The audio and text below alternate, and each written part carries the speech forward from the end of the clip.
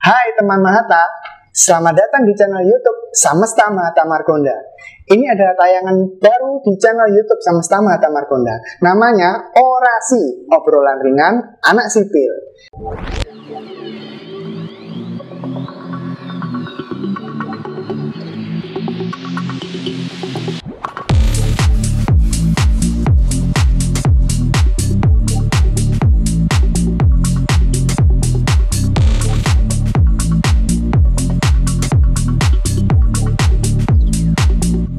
Jadi di orasi ini kita akan mengedukasi teman-teman Mahatta tentang ilmu teknik sipil yang ringan.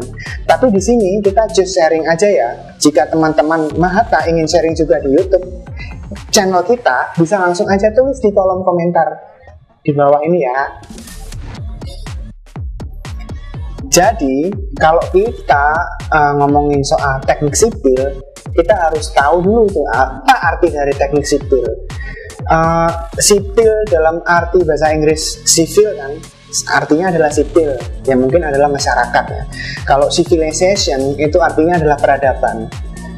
Kalau artinya engineer, artinya kan engineer kan dalam bahasa Inggris, artinya bahasa Indonesianya adalah engineer. Engineering juga adalah teknik atau rekayasa, atau dalam arti lain juga bisa disebut engine. Engine kan kata bakunya itu artinya bahasa Indonesianya mesin. Definisinya, teknik sipil adalah suatu cabang ilmu teknik yang mempelajari bagaimana merancang, designing, membangun, build, merenovasi, tidak sebatas hanya gedung dan infrastruktur, contohnya jembatan, jalan raya dan drainase, bendungan, irigasi, pembangkit listrik, tower listrik, gudang, bandar udara, terminal, stasiun dan rel kereta api, pelabuhan kapal. Tapi juga mencakup kemaslahatan hidup manusia. Teknik sipil memiliki ruang lingkup yang luas. Di dalamnya ada ilmu pengetahuan, matematika, fisika, kimia, geologi, sosial, biologi, lingkungan hingga komputer. Teknik sipil bergerak dan berkembang seiring dengan kebutuhan hidup manusia dan pergerakannya. Bisa dikatakan ilmu ini dapat merubah hutan belantara menjadi kota yang sangat besar. Dalam perkembangannya tentu saja kita tidak bisa lepas dari sejarah teknik sipil itu sendiri. Teknik sipil termasuk profesi bidang keilmuan yang sudah berkembang sejak lama. Diperkirakan sudah berkembang di zaman Mesir kuno dan Mesopotamia antara tahun 4000 sebelum Masehi sampai dengan 2000 sebelum Masehi. Adalah bangunan piramid Raja Djoser yang diketahui terdapat kompleks Saqqara dan diakui sebagai piramida tertua di dunia yang dibangun oleh seorang engineer yang bernama Imhotep, yang bangunannya masih berdiri megah sampai saat ini. Dan tentu saja jika dikaitkan dengan kebutuhan pokok manusia untuk keperluan bertahan hidup atau survivability, yaitu sandang, pangan, dan papan, maka ilmu teknik sipil sangat berguna untuk memenuhi kebutuhan manusia terhadap papan, yaitu tempat tinggal atau rumah. Kebutuhan manusia akan rumah juga sudah diaplikasikan dan digunakan bahkan sejak zaman Nabi Adam sebagai manusia pertama dan Rasulullah Nabi Muhammad SAW sebagai seorang Nabi dan Rasul terakhir bagi umat Islam yang dilahirkan pada tahun 570 Masehi di Mekah, lebih tepatnya di kota bagian selatan Jazirah Arab. Jika kita flashback ke waktu zaman Nabi Muhammad SAW di tahun 570 Masehi, bisa kita lihat pada waktu itu pun kebutuhan manusia akan rumah sebagai tempat tinggal sehari-hari untuk hidup juga sudah terlihat bentuk bangunannya, meskipun masih sangat sederhana dengan spesifikasi atap bangunan menggunakan pelepah kurma, alas lantai menggunakan tanah, dinding terbuat dari tanah liat, dan dimensi rumahnya ukurannya adalah 8 x 4 meter. Tinggi atap hanya 2,5 meter. Untuk bisa melihat bentuk bangunan dan rumah pada zaman Nabi Muhammad SAW bisa kita lihat di Museum Muhammad the Messenger of Allah Exhibition, tepatnya berlokasi di gerbang 8 Masjid Nabawi di Madinah. Kemudian pada zaman pertengahan sekitar abad 9 Masehi, rekayasa teknik sipil berkembang beriringan dengan era keemasan peradaban Islam. Pada masa itu, para insinyur muslim telah berhasil membangun sederet karya besar dalam bidang teknik sipil berupa bendungan, jembatan, jalan umum, irigasi, hingga gedung pencakar langit. Tokoh insinyur yang terkenal pada masa itu antara lain adalah Al-Farghani dan Al-Jazari, insinyur sipil terkemuka dari abad 13 Masehi. Sebelum peradaban barat berhasil membangun gedung pencakar langit, para insinyur muslim pada abad ke-16 Masehi telah berhasil membangun gedung pencakar langit di kota Sibang, yaitu di Yaman ya. Jadi nggak heran jika kota itu dikenal sebagai kota pencakar langit tertua di dunia. Ini sebagai contoh tata kota yang didasarkan kepada prinsip-prinsip pembangunan secara vertikal. Pada masa itu berhasil terbangun sekitar kurang lebih 500 tower rumah yang tingginya mencapai 30 meter. Para insinyur teknik sipil barat untuk pertama kalinya berhasil membangun gedung pencakar langit pertamanya pada tahun 1885 Masehi. Gedung pencakar langit pertama yang dibangun insinyur barat adalah Home Insurance Building yang tingginya mencapai 42 meter. Pada abad ke-18, teknik sipil, istilah ini diciptakan untuk menggabungkan semua hal sipil sebagai lawan dari teknik militer. Di dunia barat, orang pertama yang memproklamirkan diri sebagai insinyur sipil adalah John Smithson yang membangun mercusuar Eddystone. Pada tahun 1771, Smithson dan beberapa rekan-rekannya membentuk Smithsonian Society of Civil Engineers. Pada perkembangannya, ilmu teknik sipil di Indonesia sendiri juga sudah ada mulai dari zaman era Raja Samaratungga dari dinasti Sailendra pada tahun 825 sebelum Masehi.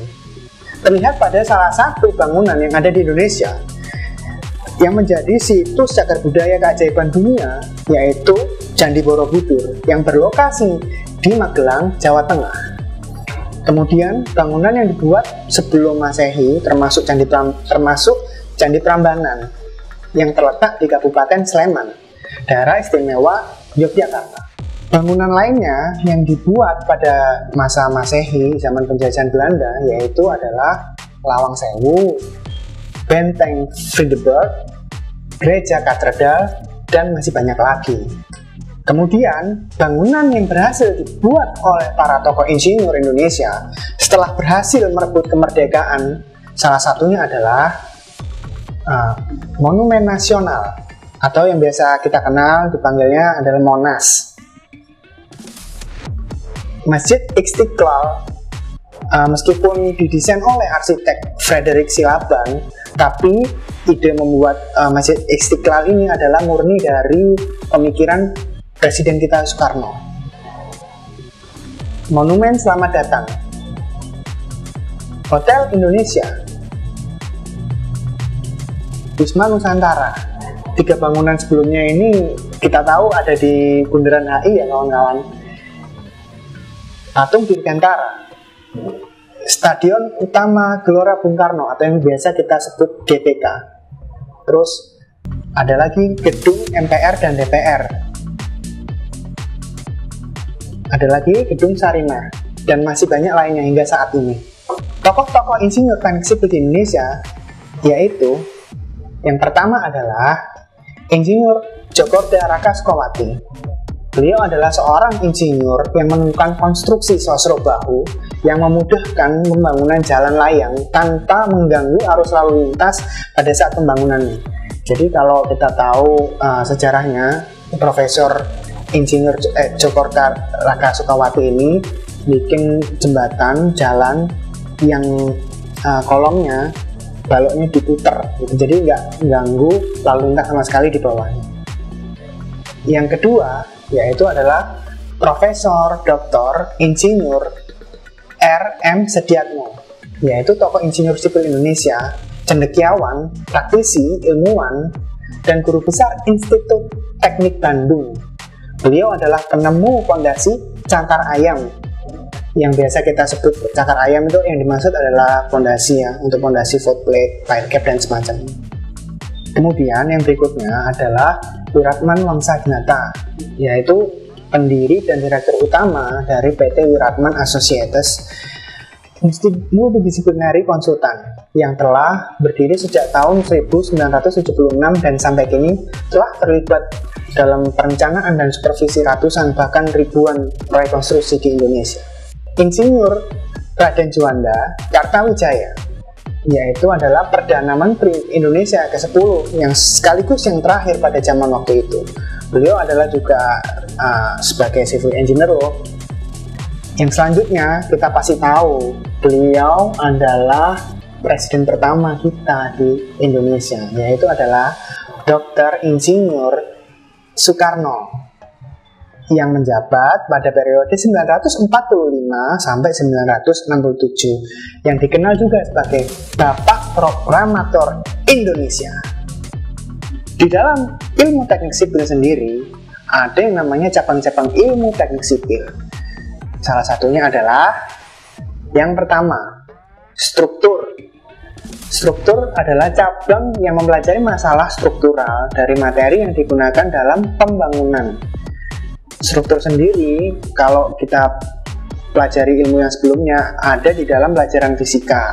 Dia lebih belajar kepada ilmu tentang keseimbangan, gravitasi, dan mekanika. Geoteknik adalah cabang yang mempelajari struktur dan sifat berbagai macam tanah, batuan dalam menopang suatu bangunan yang akan berdiri di atasnya.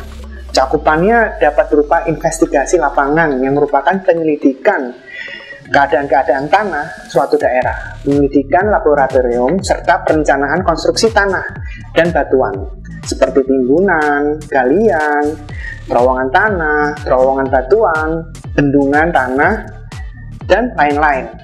Yang berikutnya adalah manajemen konstruksi, cabang yang mempelajari masalah dalam proyek konstruksi yang berkaitan dengan ekonomi, penjadwalan pekerjaan, pengembalian modal, biaya proyek, semua hal yang berkaitan dengan hukum dan perizinan bangunan hingga pengorganisasian pekerjaan di lapangan sehingga diharapkan bangunan tersebut selesai tepat waktu.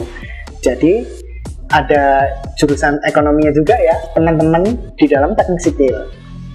Hidrologi, cabang yang mempelajari air, distribusi, pengendalian, dan permasalahannya. Mencakup di bidang ini antara lain adalah cabang ilmu hidrologi air, berkenaan dengan cuaca, curah hujan, debit air, sungai, debit banjir, dan sebagainya. Kemudian hidrolika, sifat material air, tekanan air, gaya dorong air, dan sebagainya. Dan bangunan air seperti pelabuhan, irigasi, waduk, bendungan, dan kanal. Teknik lingkungan, cabang yang mempelajari permasalahan-permasalahan dan isu lingkungan, mencakup bidang antara lain penyediaan sarana prasarana air bersih, pengelolaan limbah dan air kotor, pencemaran sungai, polusi udara, polusi suara, hingga teknik penyehatan. Namun pada saat ini karena cakupan ilmu teknik lingkungan sudah terlalu luas, biasanya di kampus-kampus tertentu ada cabang ilmu atau jurusannya sendiri terkait teknik lingkungan. Transportasi, cabang yang mempelajari mengenai sistem transportasi dalam perencanaan dan pelaksanaannya. Mencakup di bidang ini antara lain adalah konstruksi dan pengaturan jalan raya, konstruksi bandar udara, terminal, stasiun, dan manajemennya. Jadi tadi kita sudah lihat kan gambar-gambarnya, ada bandara, ada terminal, ada stasiun, itu semuanya ada di dalam ilmu transportasi. Dan di suatu kota jika jalannya macet, nah ini berarti kita harus breakdown terkait ilmu transportasinya. Dan yang terakhir adalah informatika teknik sipil, yaitu cabang baru yang mempelajari penerapan komputer untuk perhitungan atau permodelan sebuah sistem dalam proyek pembangunan atau penelitian. Mencakup bidang ini antara lain contohkan berupa pemodelan struktur bangunan, struktural dari materi atau CAD, pemodelan pergerakan air, tanah atau limbah, pemodelan lingkungan, dan teknologi GIS atau biasa kita sebut Geographic Information System. Nah, teman Mahata, berikut tadi adalah definisi, contoh, sejarah, dan pengetahuan umum tentang teknik sipil. Jadi, jangan salah kaprah lagi ya tentang ilmu teknik sipil itu kayak apa sih? Jadi bukan yang nanti kerjanya lulus pasti jadi PNS ya guys. Bidang kerja lulusan teknik sipil itu luas banget. Jangan lupa tonton orasi part selanjutnya ya. Saya Marka. Bye-bye.